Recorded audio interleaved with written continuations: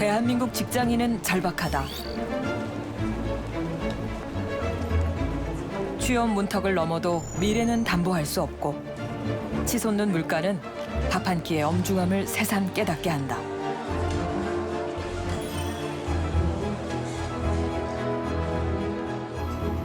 연봉이 올라도 다른 것은 더 오르니 아끼고 모아도 50대 평균 자산은 4억 8천여만 원.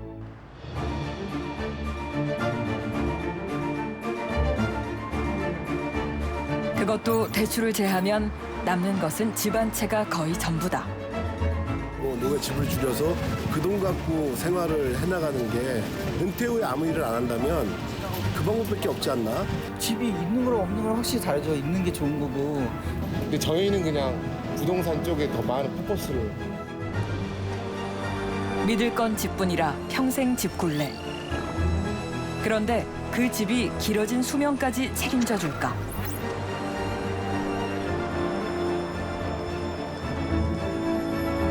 퇴로 없는 1주택자들. 그들의 노후에 경고등이 켜졌다.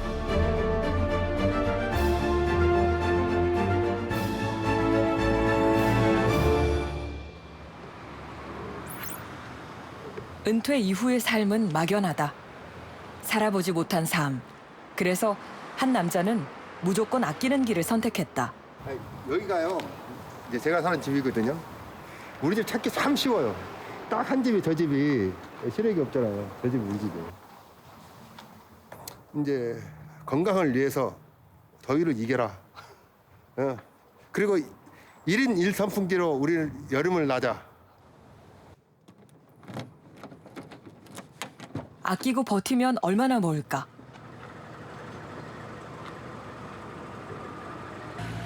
일단 그를 따라가 보기로 했다. 한 20년 됐을 거예요. 20년? 네, 20년 돼가지고 차가 약간 뽀글뽀글 소리 나니까 그러려니 하세요. 이 애도 늙어가지고 이제 보낼 때가 돼가지고. 취재하는 내내 자동차가 앓는 소리를 낸다.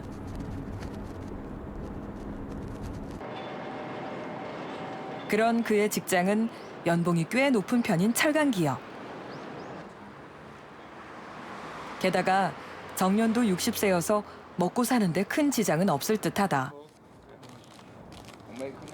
사정이 이러하니 동료들 의견도 가지각색. 따고 드세요. 요즘에는 퇴직금 그거보다는 퇴직연금 쪽이 아무래도 좀 괜찮은 것 같더라고요. 국민연금, 개인연금 회사에서 개인연금. 같이 넣어준 거하고 퇴직연금 합치니까 퇴직연금 있잖아. 그 나오니까 250 나온다. 아주 먼 훗날의 얘기이기 때문에 아직 그런 생각까지 하고 있진 않고요. 저는 뭐 따로 특별히 준비하는 건 없고요. 예. 설계는 집사람이 하는 걸로. 예. 저는 열심히 돈만 벌어주는 걸로. 나는 이제 60 넘으면 나 돈 안 벌겠다고 선언을 한 지가 30년이 넘었는데 자산 문제에 대해서는 직업을 안 가져도 될 만큼 모았다고 생각하고요. 그래서 그가 얻은 것은 무엇일까? 근데 가만히 있어봐라. USB가 있는데 나는 자유인이라고 이름을 정했어요. 나는 항상 자유를 찾아간다. 이 안에는 폴더가 있는데 은퇴를 어떻게 디자인할 것인가에 대해서 이거 했거든요. 이 폴더 안에는 또 폴더가 또 있어요.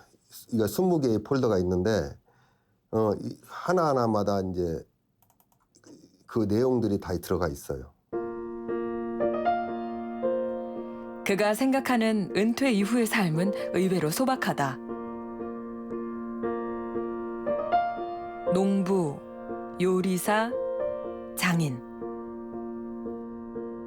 그런데 왜 악착같이 모아야 한다고 생각했을까? 일본에서 노인 문제에 대해서 그런 얘기를 많이 나오더라고요.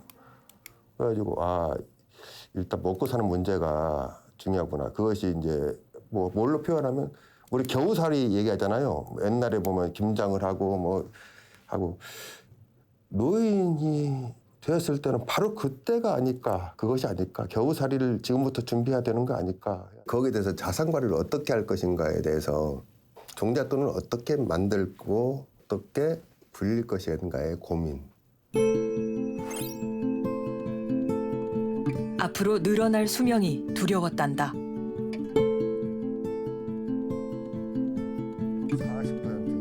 그래서 입사와 동시에 연봉의 40%를 무조건 저축하는 방식으로 계산해 본 결과 퇴직 때까지 모을 수 있는 금액은 약 7억 원. 그렇다면 그는 이 돈을 어떻게 관리해 왔을까? 이제 종잣돈이 이 정도 집사람이 돈 이제 자산 이제 돈을 이제 관리하거든요. 저는 이제 월급 받고 그 용돈마다 써요. 그런데 어느 정도 모였다 그러면 어디에 뭘 투자하자 뭐 은행에도 할 수도 있고 뭐 증권에도 할 수 있고 그리고 우리 연금 있잖아요. 연금 같은 것도 이거 투자하고요. 그래 연금 우리가 들 수 있는 만큼 다 들었어요. 하지만 부동산 투자만은 예외였다. 남들이 부동산 신화 운운할 때도 그는 모르쇠였고 얼마 전에 마련한 시골집도 투자용이 아니라 앞으로 살게 될 집. 은퇴 후에 여생을 보낼 집이다. 한 1년 정도 이상 비어있던 집이가지고 밀림이었어요. 밀림. 냄새도 나고 파리, 모기, 아이고 그거 다 치운다고. 요게 원래 이게 시멘트로 이제 전부 다 포장돼 있었어요. 이게 포장돼 있었는데 이거 포장된 시멘트를 다 드러내고 이걸 땅을 만들고요. 예, 텃밭을 만들고 여기 이거 벽돌들 있죠. 이 벽돌들은 여기에 담장이었었거든요. 여기가 담장이었던 거 담장 다 헐어가지고 이거 길을 만든 거 이렇게. 뭐든지 아끼는 습관은 시골집을 살 때도 마찬가지였다. 덕분에 주말마다 오가며 1년 내내 고생이었지만 지금도 그는 자신의 선택을 후회하지 않는다. 차라리 투자 가치가 있는 시골집이라면 어땠을까? 그의 의견을 물어봤다. 이제는 집 가지고 재테크하는 시대 끝났다. 빨리 팔고 나오는 게 남는 장사다. 집 가지고 재테크하는 시대 절대 아닙니다. 이제는 미친 짓이에요. 집 깔고 있으면 이제 자꾸 떨어집니다. 살 사람이 없어요. 중간 계층이 없다고. 30대, 40대 애들이요. 비정규직이 얼마나 많은데요. 여기 보면 이게 비밀 공간이 딱 있잖아요. 여러분들한테만 딱 보여주는 거예요, 이게. 짠돌이의 화창한 인생은 이제부터가 시작. 그런데 그에게는 또 다른 계획이 있단다.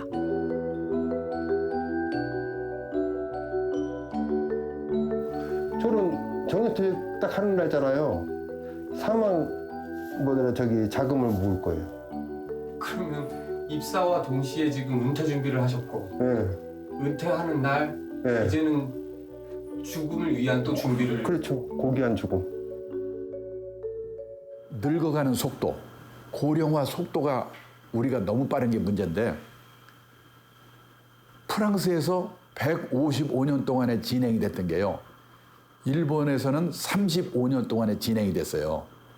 근데 우리는 일본도 저리 가라. 26년 동안에 진행이 되는 거예요. 허겁지겁 따라가기 바쁜 세상.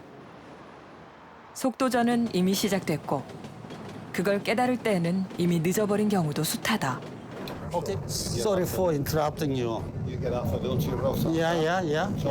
I've got to Bucheon station. I'm going to Wiltshire Road sometime. I'm very nervous. It's normal. 혹시 이분이라면 은퇴가 좀 쉬웠을까? 영어도 유창하고 영자 신문도 스스럼 없이 꺼내든다. 내용에 심취한 듯 줄을 그어가며 읽는 기사도 있다.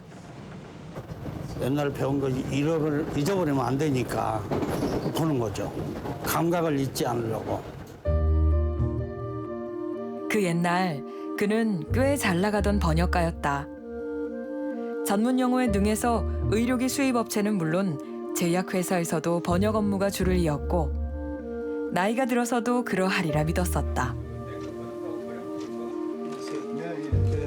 하지만 현실은 냉혹했다. 지금 그를 반기는 곳은 지하철 무임승차가 강점인 실버 택배가 전부. 일을 순번대로, 출근 순서대로 배정을 받으니까. 덕분에 출근 시간은 무용지물이 됐고 그나마도 경쟁이 치열해서 서두른다고 서둘렀는데 사무실에는 나보다 앞서 일감을 기다리는 동료들이 꽤 여럿 있다. 모르는 거 있으면 나한테 전화를 해요. 사장도 노인이고 직원도 노인. 김태진 씨. 예. 예. 아, 이거 무작폰 예, 분당 서울대에서 예. 고향 일산. 그래서 서로의 사정을 잘 아는 이들이 편의를 봐주며 실버 택배라는 새로운 직종이 우리 사회에 자리를 잡고 있다. 집에서 가만히 있으면 사람 정신낸다고. 그 마누라한테 만난 쌈이나 하고 할퀴나 그러지 뭐 별거 있어. 그 나가서 있어야지. 마누라 할퀴 봐. 얼마 이렇게 제복을 입으시는 것 같아요. 아니 이건 그지 이런 거 한 번씩 주고 조끼. 여름엔 또 망사 조끼 주고 또 석 달에 한 번씩 회식 한 번 하고. 아, 구에서 좀 개인 부담 없이 구청 비용으로. 별것 아닌 유니폼이 괜스레 눈에 밟힌다. 은퇴 전에는 겨우였던 것이 지금은 왜 그토록 소중해졌을까? 예, 그렇죠. 아, 예, 그 검색해서 가면 됩니다. 1번 출구. 예, 감사합니다. 예. 한 달 꼬박 일을 해도 손에 쥐는 돈은 50~60만 원 정도. 그것도 무임승차가 안 되는 버스를 타면 월 50만 원도 안 되니 어찌 보면 손해보는 장사지만 그나마도 일거리가 있다는 것이 지금은 유일한 위안이다. 내가 좀 잘못 살아온 거 아닌가 그런 생각도 들고 사람 일은 지내놓고 보니까 모르겠더라고요. 미리미리 예측해서 대비할 수 있는 상황을 생각은 안 해봤고 우선 움직일 수 있으니까 활동할 수 있는 기회를 충분히 활용을 해야 되고 나중에 전체 기력이 없어가지고 못하면 그러니까 활동할 수 있을 때 최대한으로 활동하자. 온종일 헤매다가 이제야 끼니를 챙긴다. 참 맛있더라고 입에. 찰밥이죠? 이거? 맛도 좋지만 가성비도 이만한 것이 없는 한 끼의 식사다. 찰밥이거든요. 이거 2분의 1을 저녁에 먹고 그다음에 아침에 나머지. 오늘 이렇게 하루 종일 돌아다니셔서 예. 얼마나 버신? 평균 보면은 들쑥날쑥 하니까 한 2만 원? 예, 2만 원. 그래도 4월 달에 계산을 해보니까 한 87만 원.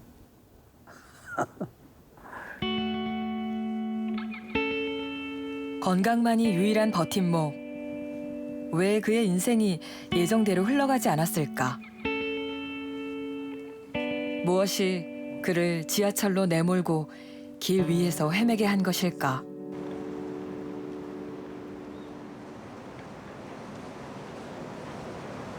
두 주에 한 번 김태진 씨의 발길은 전북 익산으로 향한다.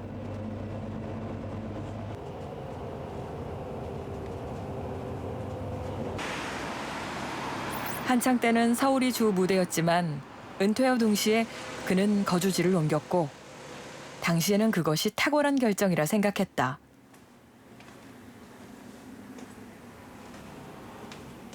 누구나 귀촌을 꿈꾸던 시절이었다. 시골살이는 아니어도 고향이 그리웠고 번역만 할 수 있으면 어딜 가든 먹고 살 수 있으리라 생각했다. 그런데 그것이 오산이었다. 그렇죠. 금전적인 가치를 건질 수 있는 것은 뭐 없다고 봐야죠. 없죠. 모든 것이 한때의 가치가 있음을 당시에는 왜 몰랐을까? 이게 신문에서 스크랩을 한 겁니다. 전부 스크랩을 했는데 규모로 72권 정도 될 거예요. 애써 장만한 집도 그토록 원했던 석사학위도 지금은 무용지물. 세상 변해가는 속도에 점점 멀미가 나는 김태진 씨다. 그 소득이 계속 이어져야 되는데 그냥 가물에 콩락이라고 하면 딱 적당할 거예요. 그걸 타개하려고 해도 그건 할 수가 없는, 근본적으로 할 수가 없는 것이라 상당히 고민을 많이 했죠. 그래서 지금이라도 조금 더 나이 먹기 전에 활동할 수 있을 때 그거 보상을 해야 될 거 아니냐. 그래서 이제 지금 서울로 올라가서 택배 일을 하기로 한 거죠. 그런데 이것이 비단 김태진 씨만의 고민일까?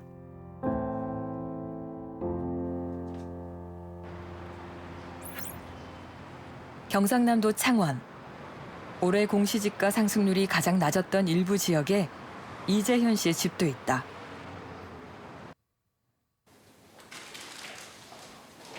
집은 꽤 그럴듯한데 그에게는 이 집이 골칫덩이다. 철석같이 믿었던 부동산 신화가 그의 발목을 잡은 것. 무리한 투자도 원인이었다. 은행집이야. 은행에 월세 살고 있는 거나 마찬가지입니다. 은행집입니다. 은행집? 네.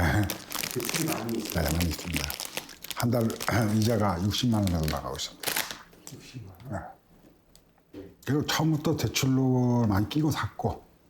그러면 형한테는 집이라는 게 뭔가 처음에 고르라기보다는 짐이 되는 거죠.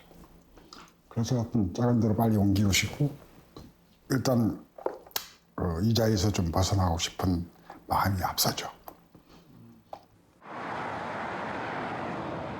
은퇴 전과 은퇴 이후 달라진 온도차도 그의 마음을 다급하게 한다. 무엇을 하면 좋을까? 하루하루 숨만 쉬어도 돈이 드는 세상이다. 직업 교육을 위하여 이 대학을 나가고 있고 그다음에 주말에는 방송통신대학에 경영학과에 나가고 있어요. 그냥 공부가 좋았어요. 공부가 능사는 아니지만 고민 끝에 다니기 시작한 곳이 기능대학의 시니어 교육과정. 40mm 맞을 거예요. 그러니까 중간에도 잘라내고 가쪽에도 잘라내야 되잖아요. 그러니까 여기 표시에서 여기 그와 비슷한 사연의 은퇴자들이 제2의 취업을 꿈꾸는 곳이다.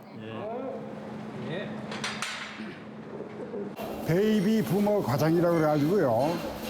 정년퇴직했거나 혹시나 또 그중에는 자기 사업을 하다가 안 돼가지고 경기가 안 좋으니까 이제 뭔가 기술, 즉 기능을 배워가지고 다시 재취업에 도전해보자. 어디라도 일할 곳이 있으면 다행. 그 마음으로 이곳의 문을 두드린 이들 가운데에는 고학력의 대기업 출신도 꽤 여럿 있다. 집 하나 달라있는 집 하나만 있어가지고 생활하는데 상당한 제가 활동을 하지 않으면 도움이 안 될 것 같아가지고. 공고사직으로 해가 나왔는데 뭐 마땅히 할 일이 없잖아요. 또 나이도 많이 먹었으니까. 그래서 이걸 꼭 배워야 되겠다.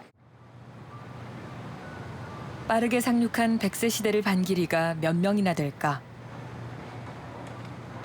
장수는 물론 좋지만 오래 살면 돈이 더 들고 이 사태를 예견할 수 없었던 것도 문제. 그 옛날에는 자식 덕을 봤다지만 그것도 과거지사. 집 또한 자산 가치를 잃어가니 오래 산다는 것이 새삼 두려운 이재현 씨다. 실례좀 혹시 나이가 어떻게? 그렇지, 그게 좀 걱정이 돼가지고요. 지금 저기 만으로 65세거든요. 아, 제 그렇게 되겠죠. 곤란하신가요? 네. 예. 7740. 만약에 지금 제가 나이가 66인데 네. 뭐 기능이 좀 되면은 담보가 된다면은 좀 가능할까요, 취업은? 뭐 이런 뭐 잘하시다 그러면 크게 문제는 없어요. 예. 제가 잘하진 못합니다. 예. 잘하지는 못하고 한 조금 중급, 초급을 조금 지났죠. 아, 그럼 용접은 안 됩니다. 안 돼요. 수달해야 됩니다. 숙달이 돼야 된다. 대체 어디서부터 무엇이 잘못된 것일까? 환갑이 축제이던 시대는 지났는데 세상은 그를 노인이라며 외면을 한다. 저는 청년이에요, 지금.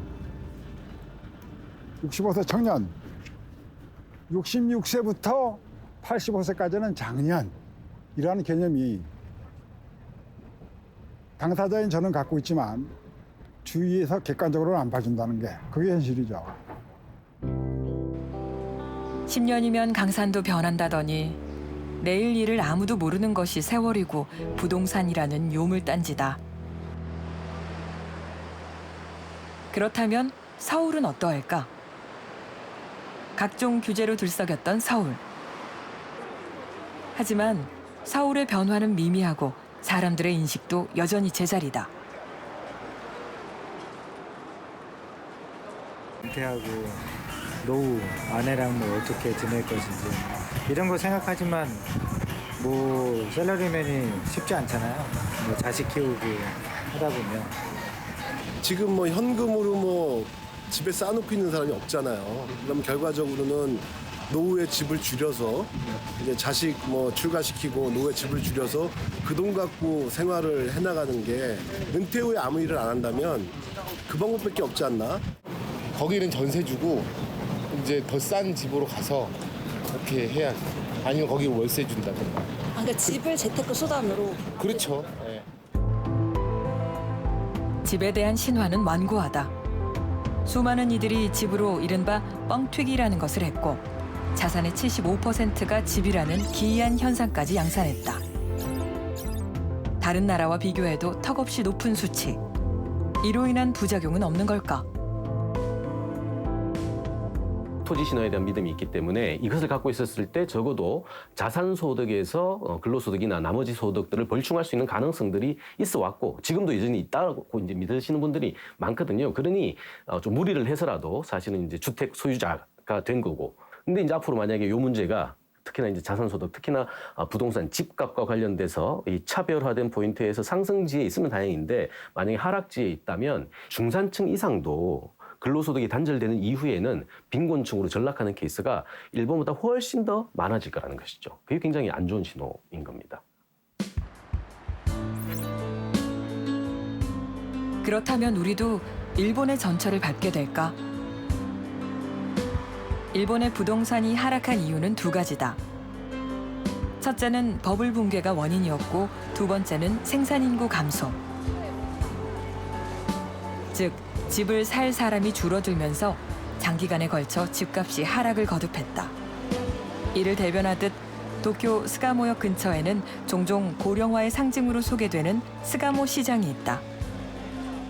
お父さんちなみに今年おいくつですか？いくつだと思います？ 60。いやいやとんでもないです。僕84歳。 노인의 거리답게 큰 글씨의 가격표와 건강식품 그리고 내복 등이 저렴한 가격으로 손님을 맞이한다. 婦人科の婦人の病気にならないっていう。だからこれでこうやって100歳まで生きるのよそれが。 100歳まで。 일본의 고령화는 26%로 세계 최고 수준. 그와 함께 심각한 문제로 떠오르는 것이 빈집이다. 도쿄 북쪽의 사이타마현. 우리로 따지자면 신도시쯤 해당하는 이곳에 빈집이 꽤 여러 채 눈에 띈다.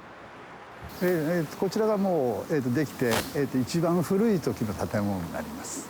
5階について言うと、年を取っていくと、ご覧の通りエレベーターがありませんから大変こう階段の上がったり下がったりが、不自由になってくる。そのためどうしても5階というのは非常に、値段も安いですし、買う方がほとんどいないということで、空き家になってきているということですね。2階3階5階は空いてますね。 이러한 빈집이 도쿄 인근에만 200만 호, 전국에는 1,000만 호를 헤아리니 특히 도심에서 30km 이상 떨어진 외곽의 공동화 현상은 심각한 상황이다. ちょっと狭いですけれども。はい、どうぞ。 지오야마 씨는 1984년, 즉 건설 경기가 한창일 때 이 집을 구입했는데 당시만 해도 탁월한 선택이었고 먼 훗날 집값이 떨어져도 영향은 제한적이리라 예측했었다. 将来子どもたちが大きくなった時にはこの家を子どもたちに譲ってという考えを持ってました。いや、それは失敗したと思ってますね。なぜですか?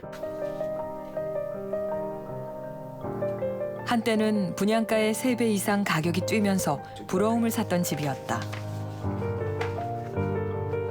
아이들이 점점 늘어나는 시기에 저렴한 교외 주택은 매력적이었고 당시엔 집에 대한 신화도 완고했다.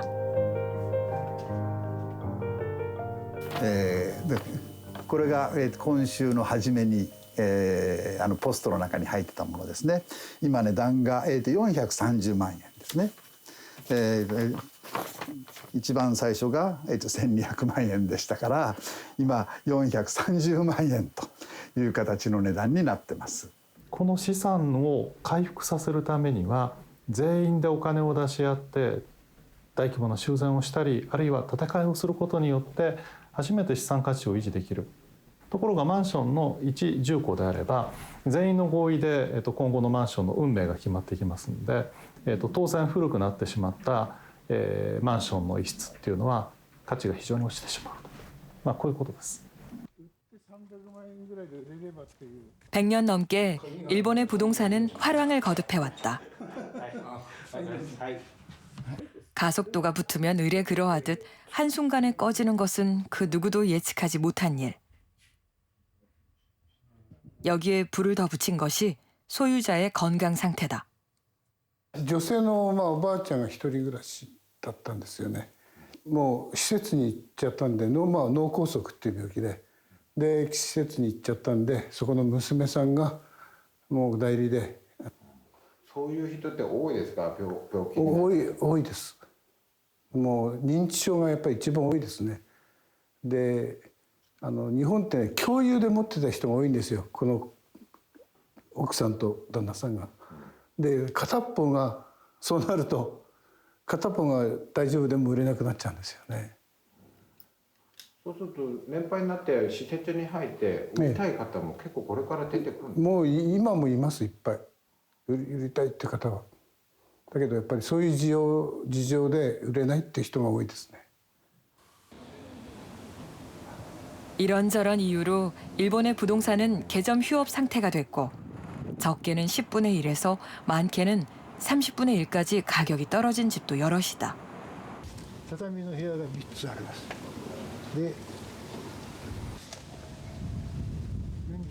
융자를 받은 경우엔 그 금액을 다 갚아야 집을 팔 수 있는 제도도 원인이 됐다.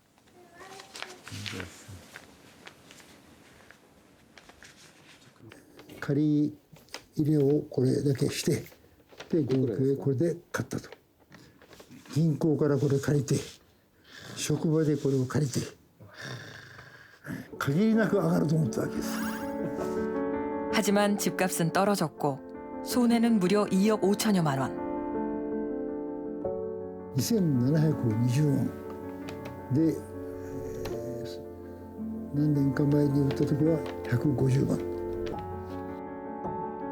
게다가 이와 같은 빈집이 꾸준히 느는 추세. 15년 후에는 30%에 이른다는 전망이다. 今では不動産っていう負の字が動かないっていう不動産ではなくて負っていう負けるって字なんですね。だから持っていても価値を生み出さない、持っていたら不要なものという意味での不動産っていう負ける動産っていう字を使う人も結構いて 한국은 조금 더 좋지 않은 그 배경을 가지고 있습니다. 그것이 뭐냐면 출산율이 전 세계에서 가장 낮다는 거거든요.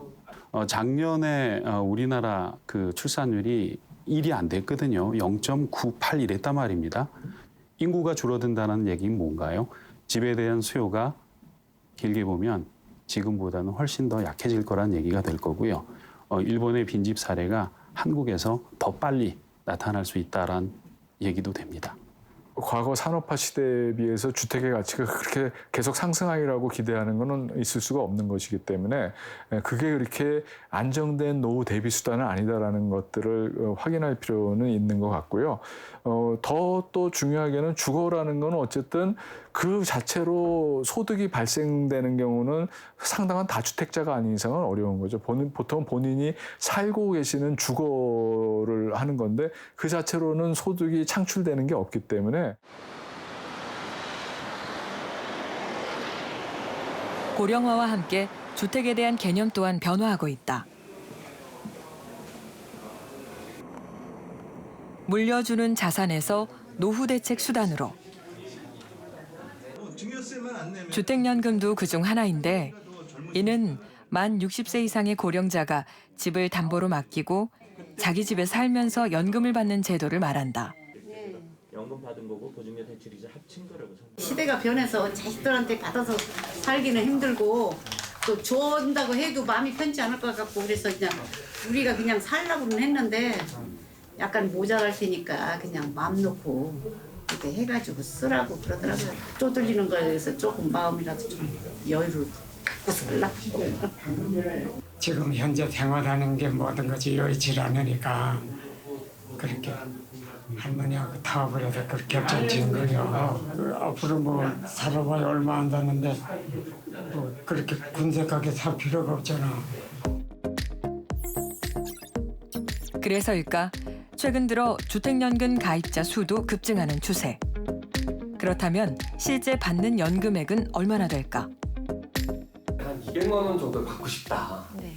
그러면은 주택 가격이 어느 정도나 되는 주택을 가지고 있어야 되는 건가요? 네, 주택연금 월 지급금은 가입하시는 연령과 그때 당시의 주택 가격을 기준으로 산정이 되는데요. 아파트 같은 경우에는 한국감정원의 인터넷 시세를 기준으로 하고 있습니다. 여기 보시는 조견표를 보시면요. 만 65세 기준으로 9억 원 정도의 집이 있으시면 220만 원 정도 수령하실 수 있습니다. 9억이요? 네. 월 수령액은 가입 시기에 따라 달라진다. 늦게 가입할수록 많이 받을 수 있고 만일 70세에 4억 원 상당의 집을 담보로 연금을 받는다면 최소 1인 생활비에 해당하는 금액을 매달 받을 수 있게 된다. 대략 부부 기준으로 230만 원 정도를 노후 월 생활비로 우리 중산층은 생각을 하고 있습니다. 100살까지 산다라고 일단 가정을 해야 될 것 같고요. 나이가 들어가면서 활동성이 조금씩은 떨어지게 되고 그래서 월 생활비도 조금씩 줄어들 것이다라고 하는 가정을 전제로 한다 하더라도 65세부터 100세까지 대략 한 7억 4천 정도의 노후 자금이 필요합니다. 크죠? 생각보다 굉장히 많은 금액이 예, 하고 거기에는 내가 아팠을 때 혹시나 써야 되는 의료비라고 하는 것이 포함이 되어 있지 않거든요. 그보다는 더 큰 돈을 전제로 하는 것이 맞다라고 봅니다.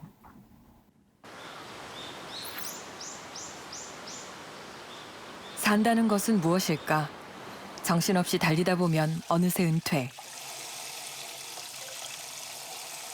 그때부터 빈곤율은 3배 이상 증가하니 부모님 모시고 자식 뒷바라지까지 했던 소위 낀 세대의 단상은 이제와 스스로 자신을 챙겨야 하는 서글픈 자화상인 경우가 대부분이다. 직장에 있을 때는 아무런 우울한 개구리처럼 이제 살아왔지만 나와 보니까 내가 현실에 부딪힌 것들이 많아요. 퇴직은 이제 한 달 만에 전화 와가지고 그거 좀 투자할 수 없냐 그런. 그걸 왜 정기예금 넣느냐. 그거 같이 좀 해서 수익성 있는 걸로 하자.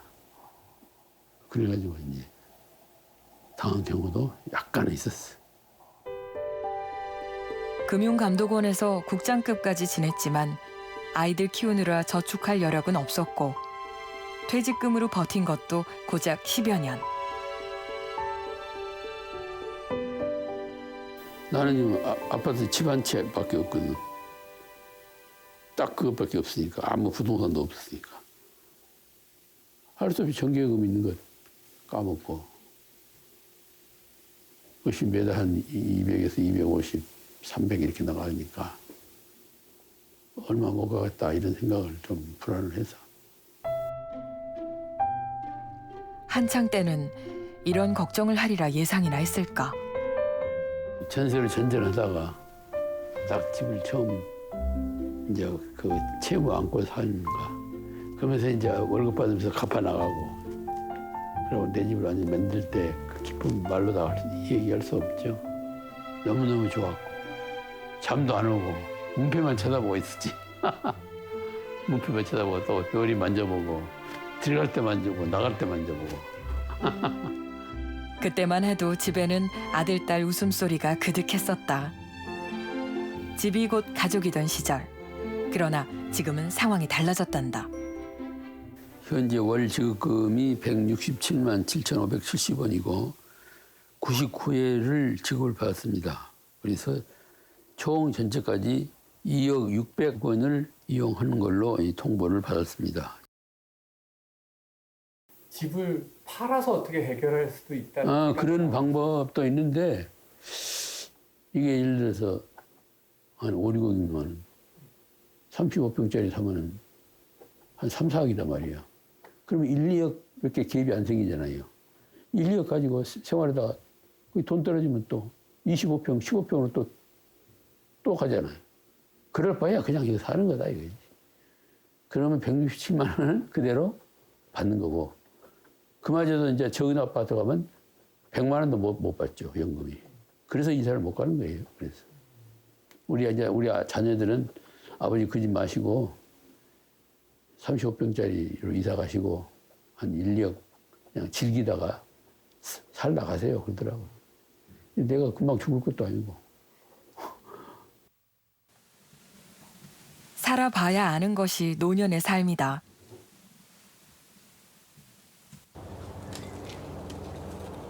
이사 다니는 것도 큰일이고 자식에게 손 벌리는 것도 마뜩찮은 일.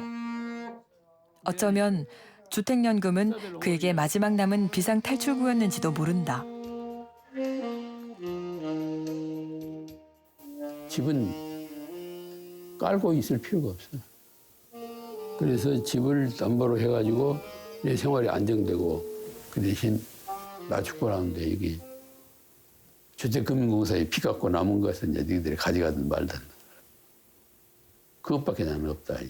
유산이라는 것은.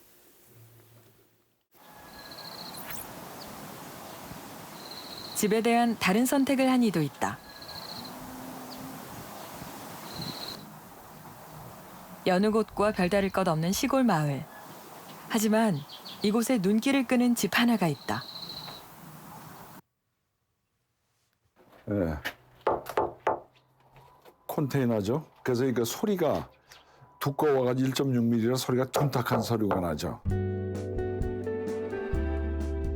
이곳에 컨테이너 하우스가 들어선 것은 3년 전. 하지만 그 누구도 이 집의 정체가 컨테이너라고는 예측을 못했었다.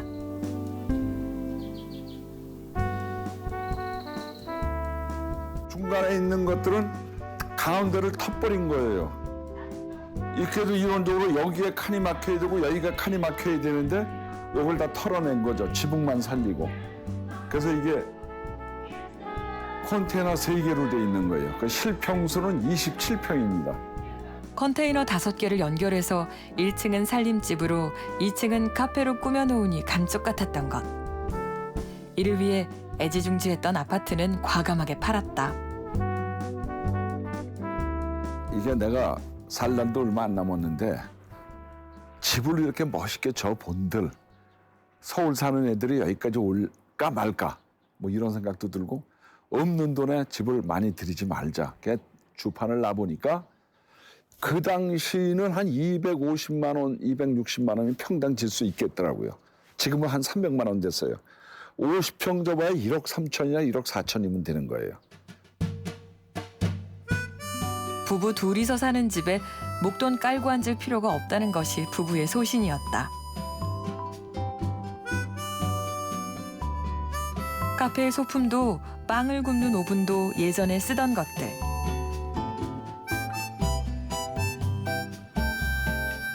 덕분에 부부는 창업에 대한 부담을 덜 수 있었고 손님이 적은 날에도 그러려니 하고 여유를 즐긴단다. 바리스타 자격증, 뭐 제가 제빵 자격증, 샌드위치 반, 뭐 케이크 반 이런 거 배우러 다녔었죠. 직장 다니시면서? 예, 그러니까 직장을 다니니까 평일날은 못하고 주말반을 이용해서 제가 배웠죠. 우리는 여기 와서 보셨겠지만 카페를 하려고 산 게 아무것도 없어요. 커피 머신하고 에어컨 하나밖에 안 샀어요. 그 사이에 우리는 언제든지 나올 수 있게끔 모든 기계를 그때부터 30년, 40년부터 준비해 왔어요. 1만여 장의 LP도 평생을 두고 차근차근 모아온 것들. 그중엔 시간의 미덕으로 귀해진 앨범도 상당수다. 이게 이난영 씨 판인데 내 생각에는 1954년도에 녹음한 것 같아요. 6.25 전쟁이 1953년에 휴전이 됐으니까 그 후에 1954년도에 처음 나온 거예요. 이런 게 몇 개가 있는데 이제 눈물 젖은 두만강이라든가 그다음에 이제 우리가 한참 유명했던 그 팝송 포렌카도 있고 이제 이런 것도 좀 있고. 아니 유 사장 여기 같이 앉으시죠. 뭐 여기 손님들도 주인장과 비슷한 연배. 손님이라기보다는 지인 같은 이들이 허물없이 카페를 드나든다. 자전거 갖고 오셨어요? 네. 들어오세요? 보고 싶었어요. 꽤 오랜만에 오셨죠, 그죠? 적은 금액으로 그들만의 놀판이 마련된 셈.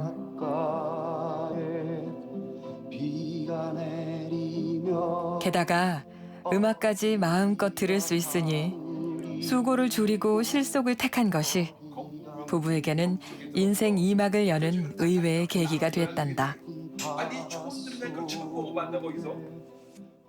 은퇴하고 나면은 한적한 시골 가서 음악 마음껏 듣자라는 얘기는 계속 해오고 있었는데 우리만 놀 게 아니라 사람들이 오면은 그분들이 신청하는 음악을 틀어주고 같이 듣는 공유의 개념도 되지 않겠느냐.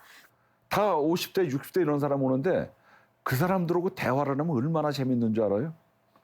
대화가 나이가 먹을수록 이 대화를 할 수 있는 상대가 줄어들어요. 친구도 죽고 없어지고. 우리가 여기 와서 가장 좋게 생각하는 건 많은 사람을 만날 수 있다는 거예요. 그나마 여기에서 내가 그 휴식을 찾았지 않았냐 하는 생각이 드는 거예요. 부동산 이상의 가치를 제2의 직업에서 발견한 이도 있다.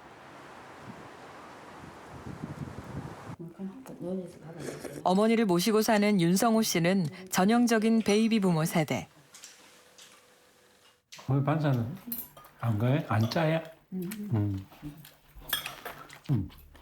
다정한 성품에 든든한 아들이 오늘도 어머니의 입맛을 걱정한다. 언제 가요, 참? 은퇴 전에도 그는 학생들 사이에서 꽤 다정한 선생님으로 통하는 음악 교사였다.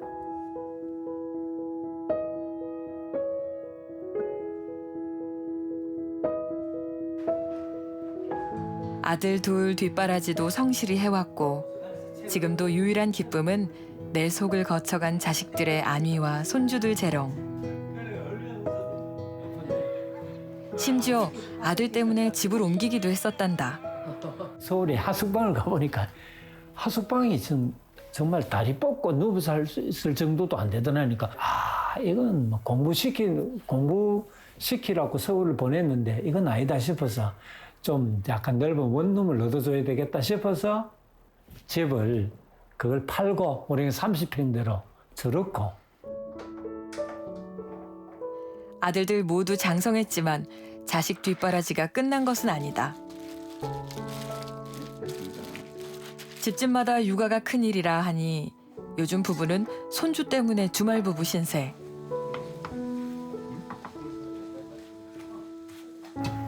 정도는 다음에 올 때까지 충분히 먹겠다 보니까. 물론 그 일이 쉬운 것은 아니지만 어쩔 수 없는 선택이었단다. 지금 우리 집 그 큰아이 애가 3살이거든요.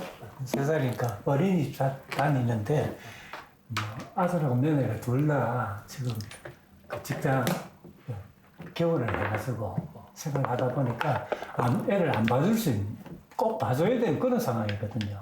그래서 집사람이 어쩔 수 없이 올라가가지고 애를 봐준 그런 지금 상황입니다. 이것도 통에 담아야 되고. 요거 좀 담아놓자. 일주일치 반찬이 냉장고에 그득하다. 아내가 아들 집에 가면 삼시세끼 상 차리기는 남편의 목. 은퇴를 했지만 부모 노릇은 여전히 현역이다.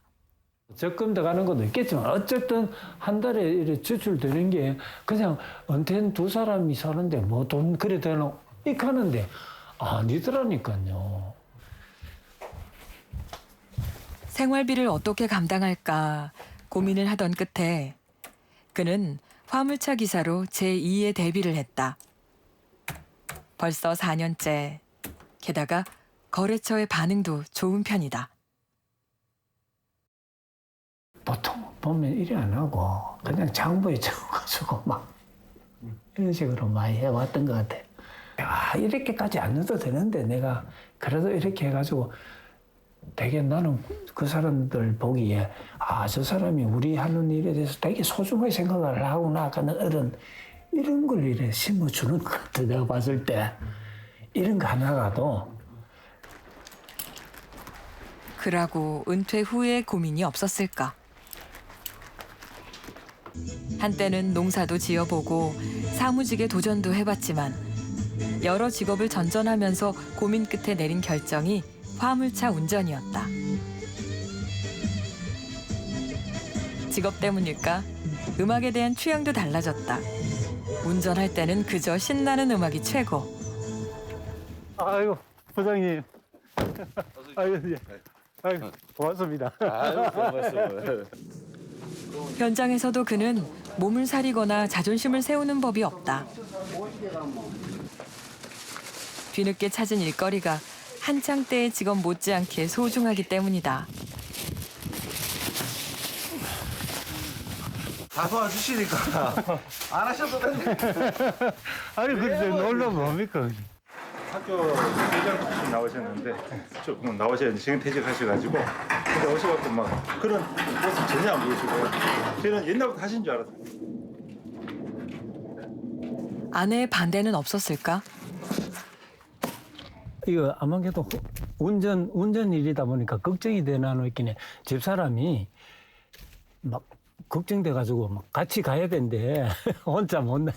그래가지고 몇 개월은 같이 다녔습니다. 다녔는데 이제 몇 개월 하다 보니까 자연적 내가 이제 뭐 별 이탈 없이 운전하고 뭐 납품도 잘하고 하니까 이제 걱정이 덜 되는지 이제는 나도 집안일 좀 해야 되겠다 하면서 이제부터 그때부터 안 따라다녔습니다.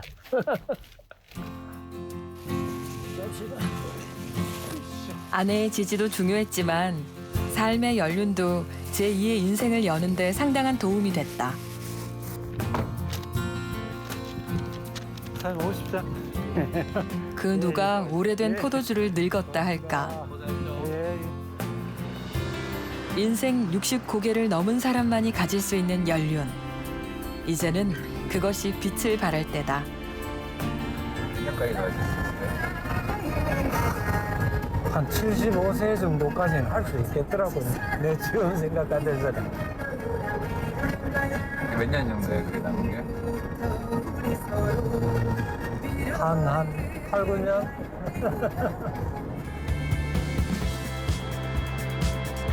윤성호 씨의 인생 2막이 거침없이 도로를 달린다. 넉넉한 노후 자금 없어도 행복한 인생. 우리는 길 위에서 그 인생을 만났다. 어떤 사람에게 노후 자금으로 한 달에 500만 원이 부족할 수도 있고요. 또 어떤 사람에게는 한 달에 100만 원이 충분한 돈도 될 수 있습니다.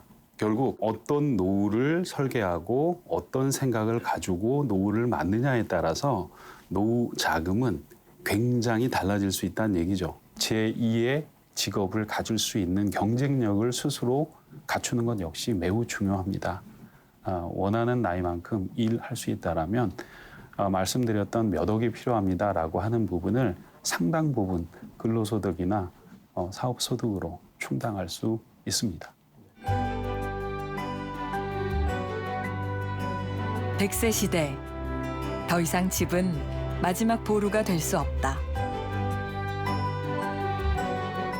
문제는 집이 아니라 노후 설계. 행복한 노후를 미리 대비하고 스스로 노력한다면 그것이야말로 최고의 집이 아닐까.